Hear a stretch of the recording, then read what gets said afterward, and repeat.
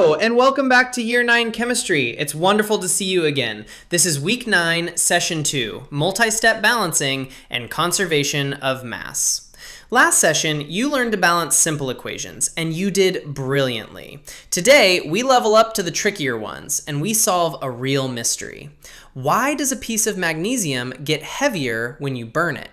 By the end, you'll balance complex equations with a clear system and never be fooled by a changing mass again. Let's get started.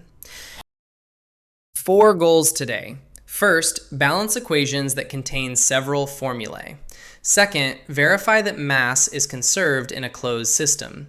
Third, explain why mass seems to change in an open one. And fourth, include state symbols without ever confusing them with coefficients. Take a breath and let's build this carefully together. When an equation looks complicated, don't panic. Follow a system. Step 1, list every element. Step 2, start with an element that appears in just one formula on each side.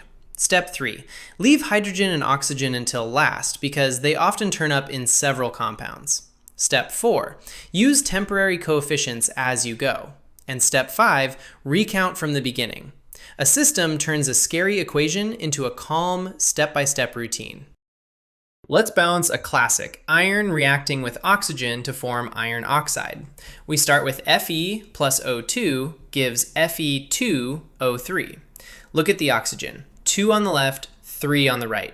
They don't match, so we find the lowest common multiple of 2 and 3, which is 6. Use 3O2 on the left and 2 Fe2O3 on the right, giving 6 oxygens each side. Now count the iron. The right side has 2 times 2, which is 4, so put 4 in front of Fe.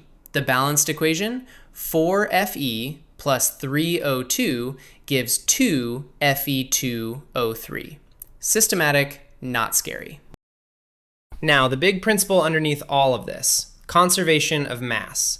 In a closed system, the total mass of the reactants equals the total mass of the products. Always. Nothing is lost, nothing appears from nowhere.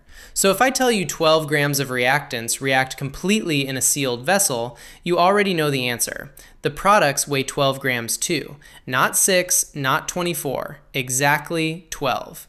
The atoms simply rearranged. Not one was created or destroyed. So here's the mystery. Burn magnesium in air and it gets heavier. How, if mass is conserved? The answer is beautiful. The magnesium isn't gaining magnesium, it's gaining oxygen. Oxygen atoms from the air combine with the magnesium to form magnesium oxide. Weigh only the metal and it seems to gain mass from nowhere. But weigh the metal plus the oxygen it captured and mass is perfectly conserved. Nothing was created. Oxygen just joined the party. The reverse can happen too. React an acid with a carbonate in an open beaker and the mass on the balance drops. Has mass been destroyed?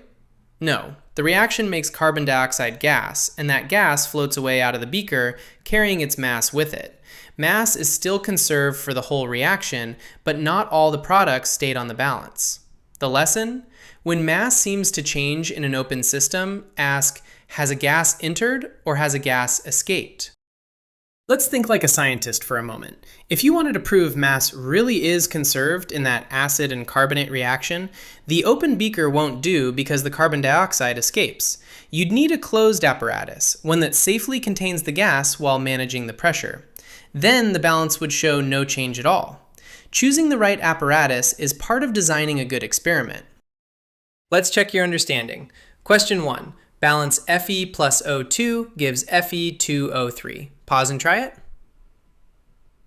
4Fe plus 3O2 gives 2Fe2O3.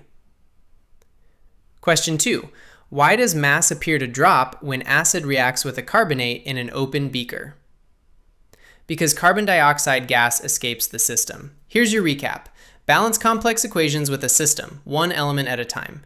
In a closed system, mass is always conserved, and apparent mass changes in open systems mean a gas has entered or left.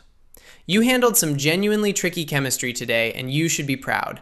Now go and make it stick. Head to bridge2exam.com, where you can balance equation after equation with instant feedback and take the final exam when you're ready. Every problem you solve there builds real confidence. Fantastic work, and I'll see you next session where we meet acids and alkalis.